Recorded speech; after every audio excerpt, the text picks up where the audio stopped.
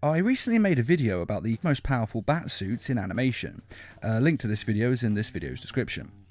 Now, this video is instead going to focus on the 5 most powerful batsuits that are in comics. Not films or TV series, but just comics. Number 5. The Kingdom Come Batsuit.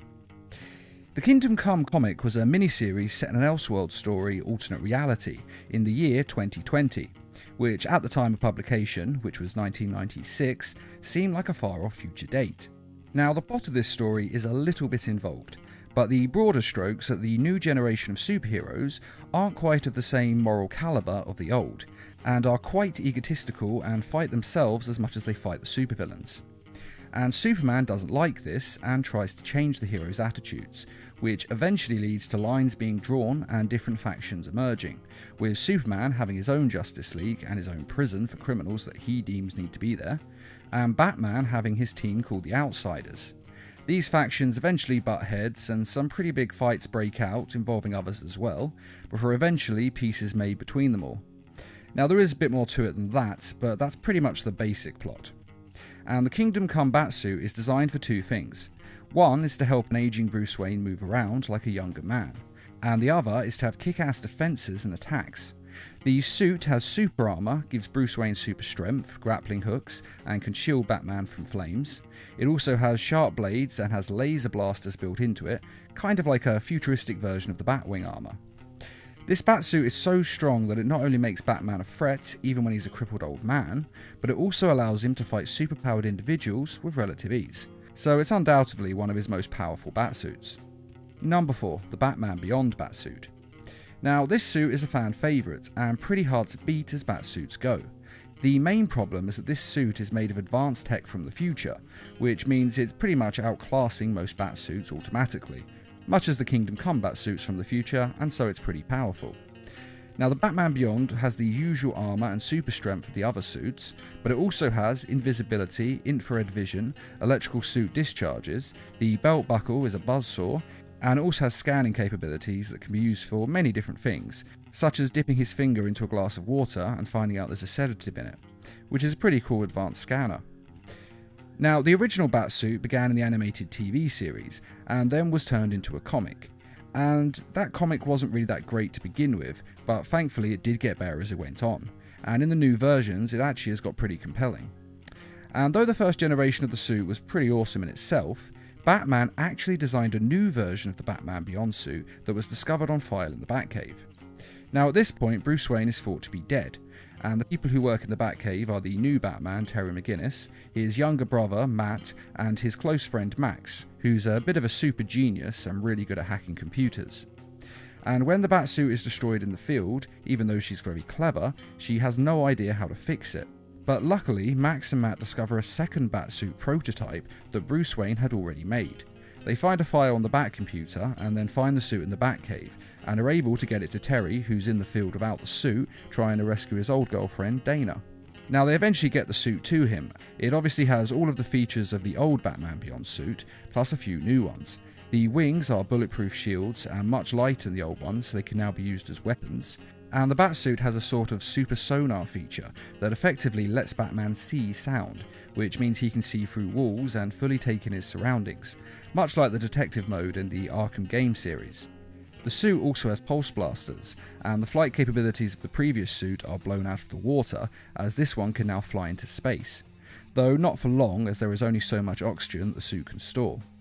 And like I said, it has all the other features of the previous Batman Beyond suit, meaning it enhances the wearer's strength by around 10, it's armoured, has built-in batarangs that launch from the hands and wrist, has infrared vision and night vision, small grenades in the belt, it's waterproof and has underwater breathing apparatus, and all the other standard goodies that come in Batman's utility belt. It's so much better than the original Batsuit that it makes you wonder why Bruce Wayne never got it out before. The answer to that is because of the built-in AI system that was designed to make failure impossible. The AI stops the wearer from feeling pain and pushes them to extremes.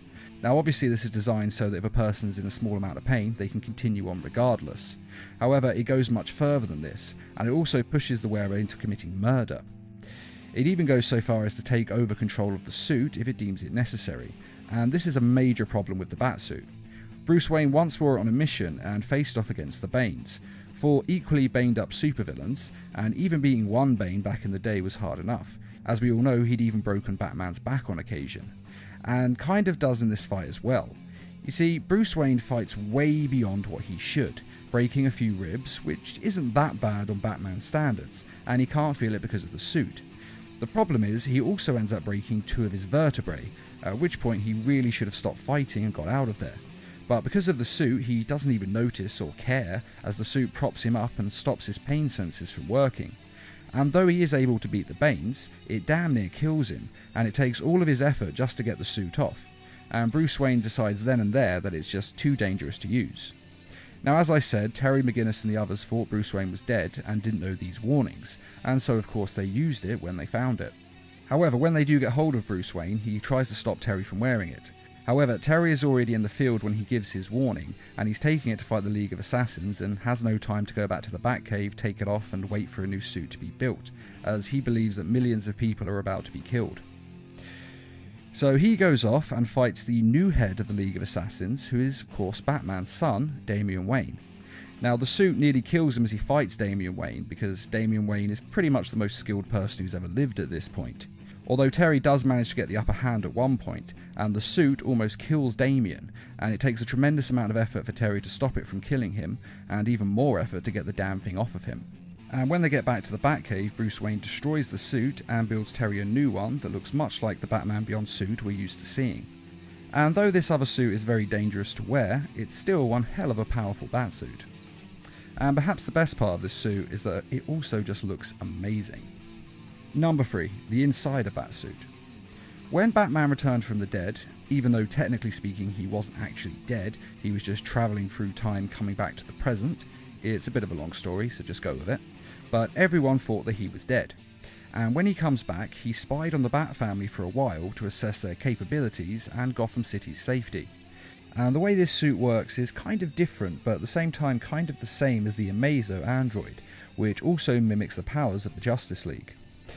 The suit is of course super tough and makes Batman super strong, but it also has heat vision like Superman, green willpower blasts like Green Lantern's power ring, it can turn invisible for short periods of time like Martian Manhunter, and has night vision and sound and light dampening tech for extra stealth.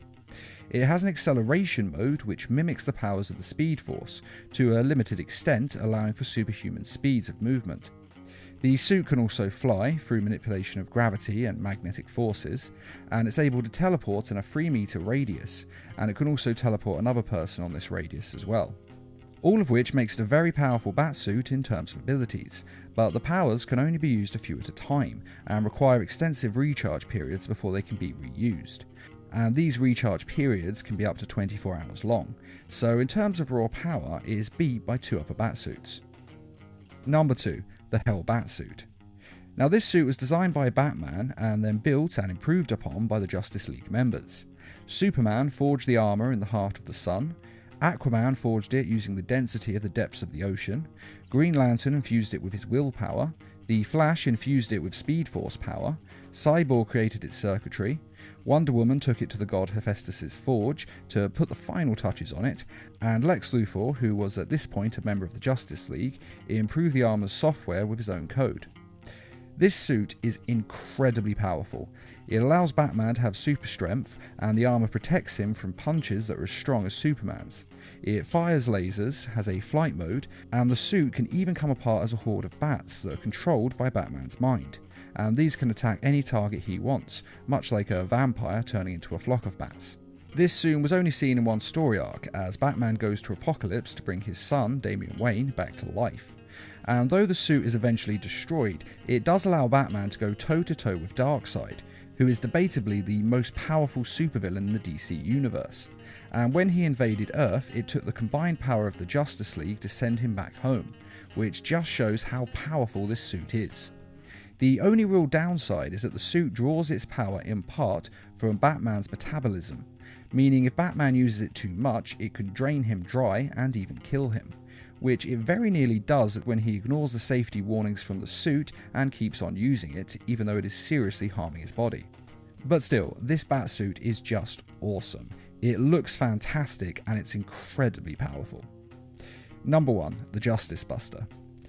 This suit made its first appearance in Batman issue 35 and is in the graphic novel The Joker Endgame, which is a collection of all the issues of this story arc if you want to read the full story.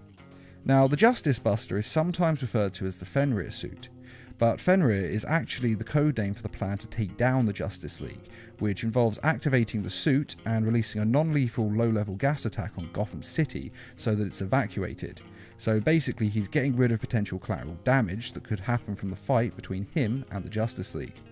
The suit itself is actually called the Justice Buster. Fenrir is of course the name of the wolf in Norse mythology, who is the son of Loki and is supposed to fight the gods at Ragnarok, or start Ragnarok by eating the sun, depending on which version of the mythology you're reading. But in any case, he's supposed to fight the ازياء gods, meaning Odin, Thor and all the other Asgardians.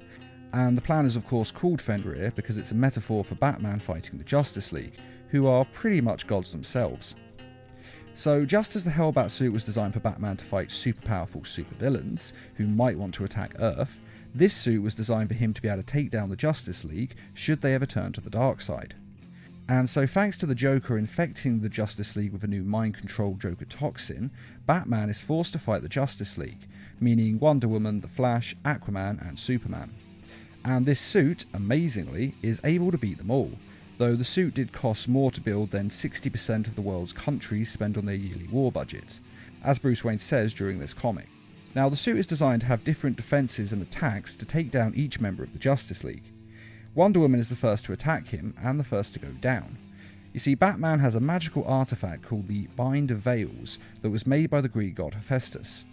There is a Greek myth about Odysseus, where a group of mortals sneak past a Cyclops by hiding in the wool of his sheep as he lets them into his home. And this artifact was made from the hair of one of those sheep. Hephaestus made it soon after he made Wonder Woman's lasso of truth, using an inverted version of the lasso's weave, to make it manifest lies instead of truth. And when it's used, it tricks a person into believing a delusion. And in this case, it tricks Wonder Woman into thinking that she has won and taken Batman down and killed him, when in fact she was beat and is just hallucinating. And it seems that Hephaestus may have made this specifically to take her down, or at least to take down whoever has the lasso of truth. To fight Aquaman, the suit has a magnesium carbonate formula that he squirts him with. It's the most absorbent material in the world. It has so many pores that a single gram has 800 meters of surface area. And essentially, the more Aquaman moves, the more it dries out his body. And being an Atlantean, he can't live without water. So as he's struggling, he's basically drying himself out and making him weaker and weaker until he passes into unconsciousness. Now, the Flash is taken down in a similar way, as he too is squirted with a substance. It's a frictionless substance that means he can't get any traction, and so he can't move, no matter how fast he runs. You may wonder how comes the Flash didn't just dodge this when Batman squirted it. The reason is that this suit's computer moves fast enough to predict where the Flash will be, and then to aim it there. So he's not actually aiming at the Flash, he's aiming at where the Flash will be because he knows in advance. And so long as the Flash is moving slower than the speed of light, he can be hit by this suit.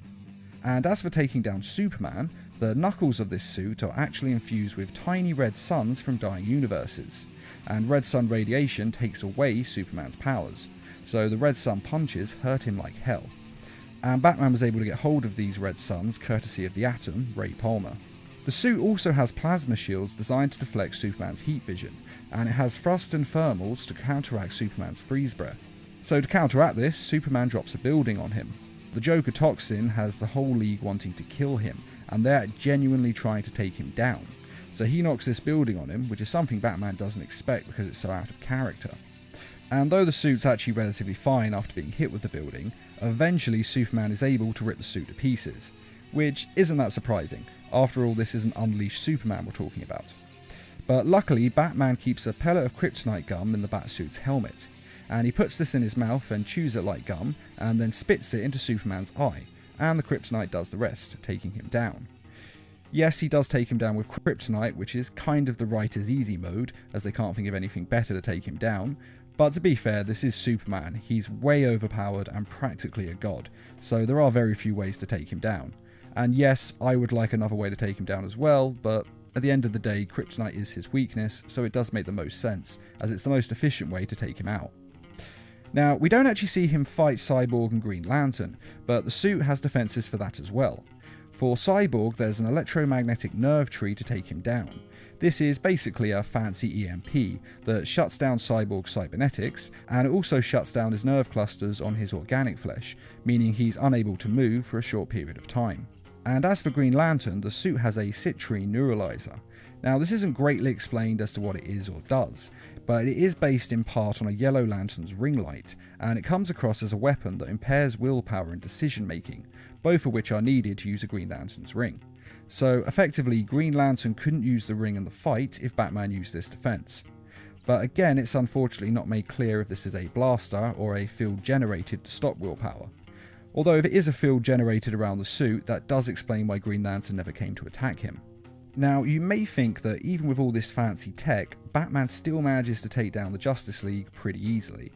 And the writer, Scott Snyder, has said before that this is because the Joker toxin controlling them has weakened them slightly as well, and that's why you can take them down so easy, as they're not at full strength. It's kind of a cop-out really, but it is quite an interesting issue to read. And though I'm not a huge fan of the overall Joker Endgame story, these few issues that feature this suit and the fight between Batman and the Justice League are pretty awesome, and I do recommend reading those. Now, as I said, the Hellbat suit held its own against Darkseid, but was outmatched in terms of power, and Darkseid was, in turn, beaten by the Justice League. And since this suit can beat the Justice League, that means that this is Batman's most powerful Batsuit, period. Because it can take down all the Justice League, who can take down Darkseid, who is probably, as I say, the most powerful supervillain in the universe. Probably. And all of this basically means that the Justice Buster is the most powerful Batsuit that we have ever seen in the comics. Now, obviously this is going to change in the future, because as time goes on they're going to build better and better Batsuits, otherwise why would we be interested in them? So if you're watching this far enough in the future and they have made a stronger Batsuit, feel free to let us know in the comments. But what do you think? Do you agree with this list, or do you think there are other, more powerful Batsuits that should have been included instead? Be sure to let us know in the comments, and I'd just like to say a quick thank you to those of you who made this video possible by donating to the Needle Mouse Productions page on Patreon. Patreon is a crowdfunding site that is helping us to bring you more videos each week, and to raise funds for adapting comic book stories into short animated films. If you're interested in donating, or just want to find out more, a link is in this video's description. And as always, thanks for watching, and feel free to subscribe, share, like, and comment.